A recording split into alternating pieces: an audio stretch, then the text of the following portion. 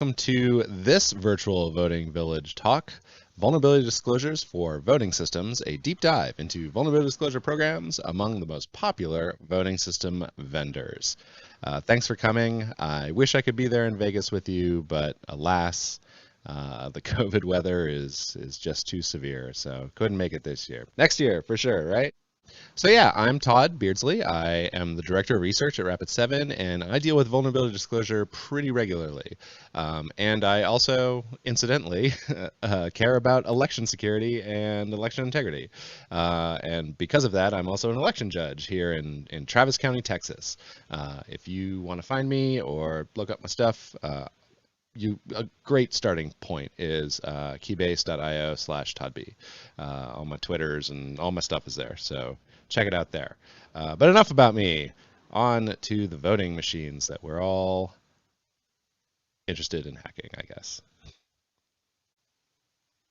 All right, I'm up in the corner now. I'll be here for most of the presentation just to stay out of your way. First off, let's blast through some terms that I am likely to use all of the time. They are Coordinated Vulnerability Disclosure, or CVD. This is the process by which I typically disclose vulnerabilities. Typically it starts with a researcher, almost always who is not me. Occasionally I do my own vulns, but mostly these days I help other people disclose vulnerabilities. And this, for me, this is all about getting the vendor and the researcher and any other interested parties, maybe a regulatory agency or somebody like that, all on the same page, all ready to go, all agreeing on what the vulnerability is, severity, descriptions, mitigations, fixes, all that stuff. That whole thing from beginning to end, from discovery to eventual public disclosure, that's CVD. So if I say CVD, that's what I mean. I use another acronym, VDP, a Vulnerability Disclosure Program. A vulnerability disclosure program is pretty much, in my opinion, is pretty much anything where you are a vendor of software, which is to say all companies and most organizations. You have some kind of software product. It might be embedded. It might be a typical app on a phone. It might be a typical program. It might be server side. It might be your website. It might be your backend. It might be anything, right? Basically, what we're looking for in a VDP is some way to contact you and let you know about this vulnerability. I don't super care about the details of it. Just if you have a VDP, great, and you're in rare company if you do. And then finally, we have bug bounty programs. I talk about it a little bit. Nobody calls them BBs. This is something we don't acronym. I don't know why. But a bug bounty program is basically like a VDP, except there's usually money involved. So not always. Sometimes it's just for kudos and karma or whatever. Almost always there's some kind of more formal NDA in place, usually restricting the reporter of the vulnerability from talking about it until the receiver, the bug bounty runner, does a thing. Either they fix it, very occasionally I would say occasionally, not very occasionally anymore. Occasionally they have a timeout procedure, so if so much time has passed, then you're free to publish. But yeah, so that is the deal with bug bounties.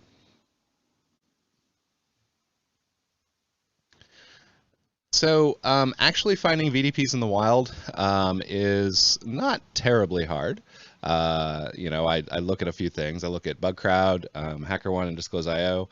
I bring up BugCrowd and HackerOne because they're bug bounty programs, and it's in their interest to really let you know that such and such a company has a bug bounty program, which is a species of VDP. It's not the only kind of VDP, but it's a species of it.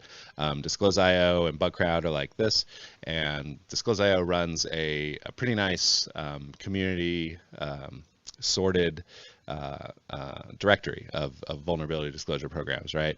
I also look for the security.txt file that should be on a given company's or product even website. So let's say you work at Acme Corp and your website is acmecorp.com. You would have a security.txt in acmecorp.com/.well-known/security.text. You can learn a lot about this at securitytext.org.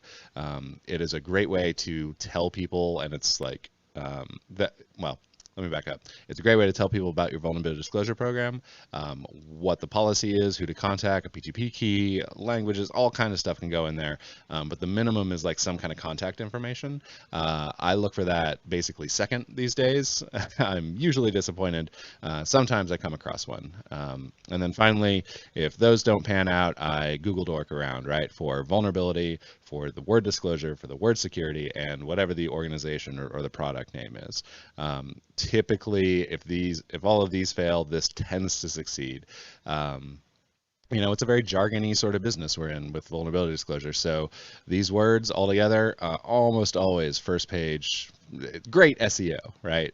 So if you are running one and people don't know where it is, make sure that this Google Dork works and people will find it. If all of this fails, I kind of have to assume that you don't have a vulnerability disclosure program. That might not be true, and there's certainly other ways to advertise VDPs.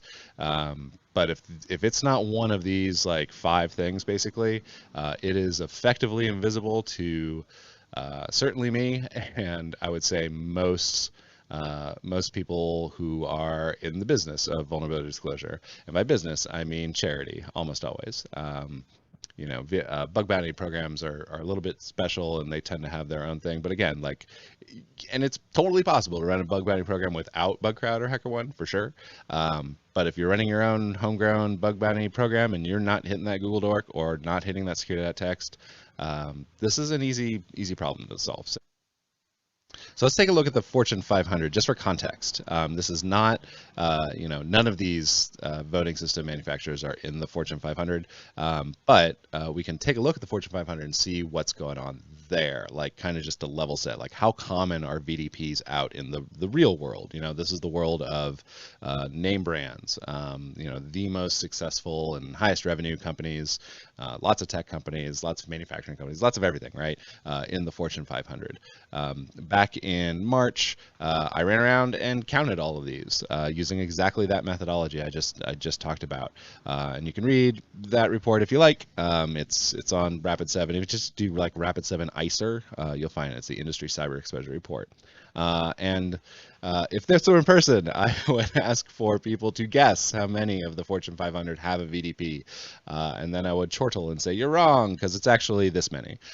It's just about 20%, almost 100 of the Fortune 500 have a VDP. Now, they're not all in the top 100. Top 100 is overrepresented.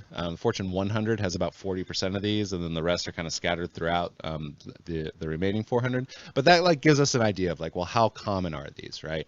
And I will say that on a given very successful company, about 20% have an active findable VDP today. So how do I pick voting machines, voting system manufacturers? Well, I look at the EAC, or the U.S. Election Assistance Commission. They run a program that certifies vendors in this space. And one quick caveat before I talk about those, not every vendor is certified by the EAC, and not every EAC certified vendor is in any of the all of the states, right? And by state I mean locality. So which ones are they? Well, they're these ones. There's Avante, Clear Ballot, Dominion Voting, ESNS, Hard Interactive, Microvote, Smartmatic, Unison, and VotingWorks. Those are the 9 vendors that participate with the EAC, get their stuff certified. There's mountains of documentation on the EAC, and this is not an EAC talk, so I'll just go by there. I'll just stop there. But these are the 9 companies that I'm looking at to see who has vulnerability disclosure program. And as I mentioned before, quick caveat, this is where any of these companies operate today. And by today, I mean, I think this survey was for the last election, the 2020 presidential election. So you can see that not even there are a few states where it's 100% EAC certified voting machines. Some states have none. Some of them are rather large, like California and New York and Florida. Um, all of the decision making on what voting systems a given locality uses, that tends to devolve down to the county. But if you're in the voting village, you probably know that. So moving on from there. So, among the VDPs, which are EAC certified, uh, how many of them have some kind of VDP? How many of them are welcoming of vulnerability information on their products that are installed and people cast votes on, or are used to tabulate votes, or anything like that? Any election system kind of deal. What do you think? Well, you are right, some of you. It is better than the Fortune 500. It is about 55%, or 5 out of 9, have some kind of VDP. So good job, guys. We're doing better than we were even a year ago. Most of these are very new, and so just to remind you, 55% of voting system manufacturers have a VDP. About 20% of the Fortune 500 have a VDP, and so that is better. It is greater than. So good job, guys. So for the next section, I want to like kind of dive. This is the deep dive part. I want to dive deep onto these VDPs. So I read all of them, so you don't have to. And first and foremost, let's just knock out the ones that don't have any VDP at all. That is Avante, Microvote, Smartmatic, and VotingWorks. Guys, get on the stick there. But of the rest, all of these, the rest of these do have some kind of VDP. But not all VDPs are created equal, right? Of those that have a VDP, some of them don't actually cover the voting machines and customer implementations. So that knocks out Heart InterCivic and Unison. So if you recall from last year at Black Hat and DEFCON time, I know that some of these vendors said, like, yes, we have a VDP and we are anxious to work with researchers. Well, not so fast. These two companies in particular, Heart InterCivic and Unison, their vulnerability disclosure program only covers their own website. And so great that they have one, but not so great that they have a written policy that says that their voting machines and any like customer implementations are off limits, which is weird. It's kind of not a VDP anymore. But hey, you have a VDP, so wonderful. Of those that have a VDP that do cover customer implementations, who has a safe harbor policy? Well, it's not ClearBallot. ClearBallot is a little weird. They do have a place to report vulnerabilities. They publish an email address and they talk about their security a lot, but they don't actually seem to have any written policy. At least I couldn't find one. And if you know someone at ClearBallot, reach out to me. I'd love to be able to find it. If it exists, it's invisible. So you're welcome to report vulnerabilities to them, but it's like unclear how they'll take it, which is fine, right? I'm glad they have some way of doing it, I guess. So ES&S and Dominion are the only two EAC certified voting system manufacturers that actually offer a clear, unambiguous safe harbor for researchers and hackers in their vulnerability disclosure program. So yay, congratulations guys, you did it. ES&S and Dominion, I do believe their heart is in the right place. They're a pretty great place to report vulnerabilities. Incidentally, between ES&S and Dominion, you're looking at most of the voting machines in America, including in those areas that aren't required to have EAC certified voting machines. They still use them. They may be like back a rev, or they may just use them and not bother to tell the EAC because, hands off my local government, you big federal nasties, or whatever reason, right? So it's certainly possible to run into a voting system from one or the other of these companies in a locality that EAC doesn't know about. So if you find vulnerabilities there, it's smooth sailing. Good job. And let them know because they want to hear about it. But of all the other companies, don't give up. If you're a researcher or a hacker or an academic and you find some kind of vulnerability involving one of these systems, I mean, it doesn't hurt to try. I wouldn't say just sit on it because that doesn't help anyone, right? And so this this is my opinion anyway. Some people are real sketch about trying to report vulnerabilities to a place that doesn't have a clear and concise and unambiguous safe harbor provision for hackers. So these companies are less likely to get decent vulnerability intelligence from good Samaritans out on the internet than ES&S and Dominion. But it doesn't mean that you have to be that way, right? Like it is, of course, it's all up to your own risk tolerance. Very similar to traveling to Las Vegas during COVID. It's up to you, and it's up to like how you deal with it.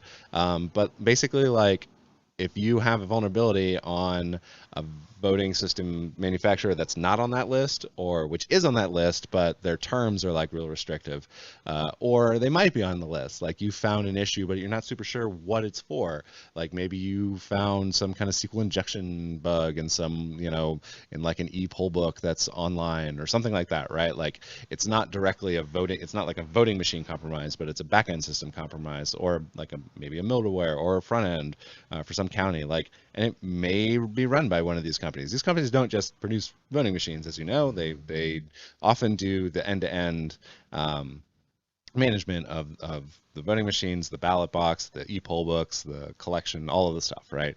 They may be all up in that business. If you find a vulnerability in a candidate's website or in something in their infrastructure or in their campaign, what do you do? Or if it's like in a general political party issue, like as we all know, political parties are not immune to hackery and are certainly not immune to like not patching something. So if it's a political party or PAC, what do you do? Well, I'm here to tell you, there is a one-stop shop these days. I used to have a long, complicated answer for this, but now I have a very short and terse answer, and it's CISA. CISA is pronounced not like pizza, by the way, but it's CISA. It's the Cybersecurity and Infrastructure Security Agencies. So secure, they named it twice with secure. I would say that, like, in all cases, if you see something, say something. CISA is generally pretty good about this. They have some really talented people there still, and continue to be like pretty responsive. So if you're not comfortable with interacting with CISA for whatever reason, you should know that, as far as I know, they've never gone after anyone. They never hassled anybody. They've never like turned around and ratted anybody out to the DOJ or anything like that. They've always been on the up and up, and they are sincere in wanting to know about your vulnerabilities to fix them. And they are specifically excluded, this whole vulnerability intelligence gathering function that they have. They're excluded from the vulnerability equities program, if you've heard of that and are worried about that. They're excluded from that. So spooks and spies will not use your vulnerability in the meantime, unless they're doing something like super duper illegal, like spying on CISA, which that never happens, right? There's no such thing as interagency conflict.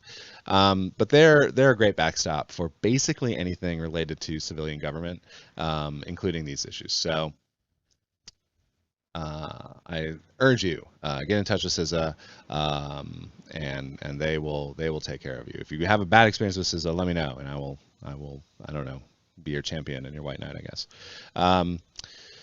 I just wanted to take a moment to talk about the R word, and that is reasonable or responsible disclosure. I try to use reasonable disclosure as a term, but it's just not taken off. But let's talk just a little bit about responsibility now that we've talked about like who has a VDP. Maybe you run into a situation where you're not comfortable with the VDP, or you don't find a VDP or something like that. What do you do then, right? So the rest of this talk, and I'm almost at the end here because these are all real short talks. The rest of this talk is just pro tips, just a couple. Grab bag of pro tips. So first off, timing considerations. Nobody does anything without a deadline. If you report a vulnerability and don't say you're going to do something in a certain amount of time, I guarantee you no one will do anything with it. They may reply, they may say, oh, thank you for the thing, and you'll never hear from them again. In my experience in disclosing a few hundred vulnerabilities, being upfront with that deadline is everything. What's extra great is being able to tell people like, hey, I found a vulnerability. I would love to publish this by the next conference, whatever that conference is. You can make it up. You can lie. It's fine. But just pick a security conference off the calendar that's like a couple months ahead, and do that, right?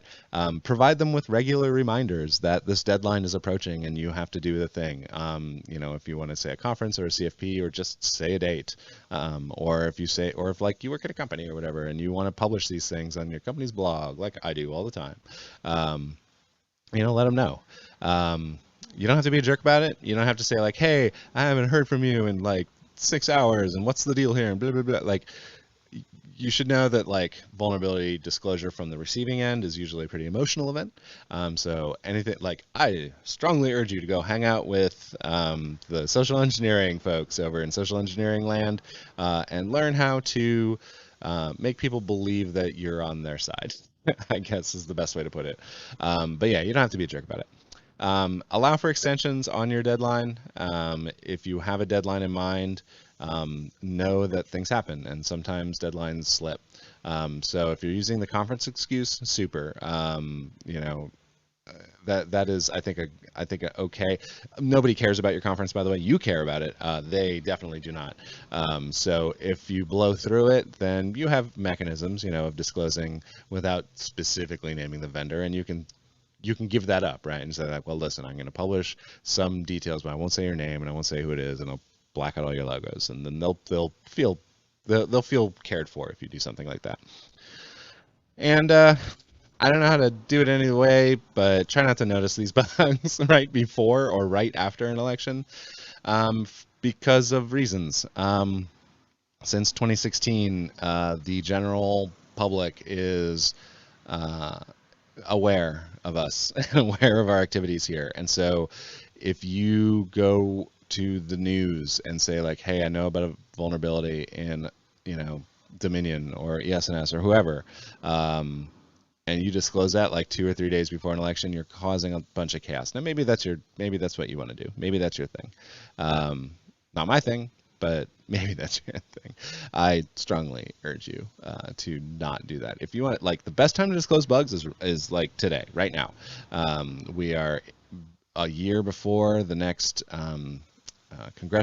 national congressional elections. There's almost always an election going on. Usually 2 or 3 times a year in most localities. There's an election, but then you've got headline elections too. So be sensitive about that, please, and you don't have to cause a huge tussle over your vaults.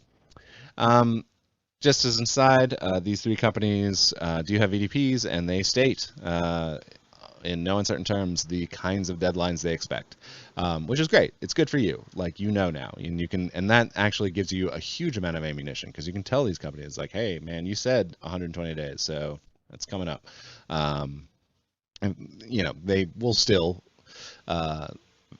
somewhat regularly ask for some extension because of something. There's like a whole recertification process. There's a bunch of things that go into these things, right? So with voting systems in particular, definitely expect like a response pretty quick, but like an ultimate fix may be a little ways out. I do think that like opening with like 45 days or 60 days or 90 days is a pretty good opener and fairly reasonable for like just tech in general. I know this is a fact because every open source project I disclose vulnerabilities to, they can turn them around in a day. It's always these proprietary software things that have troubles with more than that. But anyway, they have their own preferences there, and good for them for saying it out loud. When you're looking at your eventual public disclosure, and I promise I'm almost done, when you look at your public disclosure, just be clear on the attack scenario, be clear on the hardware. If it's a hardware attack, if it's a radio attack, if it's a trusted network attack, or if it's an internet attack, right? These are all very different kind of levels of scalability for attackers, so be clear about that. When you're disclosing vulnerabilities and when you're talking about it, you should have at your fingertips at all times the name of whatever the system is. They have several. Every one of these vendors has several of these things. They have several versions of these things. And so be sure that if if at all possible, like get that version number. If you have one that you've taken apart, get the FCC IDs. Those are great. Get serial numbers. Anything that like identifies the machine is perfect. And also, of course, note if it's a default config versus a custom config. That can go. That a lot of people can get real confused if you are talking about something that only happens in like a rare custom config. On the flip side, if there's a custom config that's like a de facto default because the defaults are nonsense or nobody uses them, then be clear about that as well. And finally, when you're dealing with the media, reporters always want razzle dazzle, especially with this, especially with voting systems. Many will try to push you into oversimplifying the attack, and will try to put words in your mouth and try to like lead you down a narrative that makes sense. And that a narrative that makes sense is like the hallmark of fiction when it turns out. So be careful about that. Journalists don't usually control their own headlines, and so you might have a great experience with a great journalist, and then you see a headline that is totally wrong, and well, that's the editor's problem. Clicks gonna bait, I guess. When you disclose these vulnerabilities, be prepared to deal with crazy people. There are a few of them out there that especially pay attention to things like voting machines. I'm sure you can talk to any of the voting security superstars that are at this event and ask them about the crazy people that they've interacted with. And just finally, like, your bug is beautiful. It is beautiful and unique, and it is special, and because of that, you are incredibly biased about your bug. So just keep that in mind. When someone tries to talk you out of, trying to lower a CVSS rating, or wants to say like, well, that's not actually really how it works, like, try to listen to it. It's very hard. Sometimes it's hard to hear. Just like it's hard to hear that your software is vulnerable, it's hard to hear that your bug kind of sucks. So just keep that in mind. If you want any help on any of this, ask me. I'm a guy who does this all the time. You can write to me at Rapid7. You can find me on Twitter. My DMs are open. And with that, thank you so much. I'm done. So I'll be around on the Discord, and happy to talk about your cool vulnerabilities.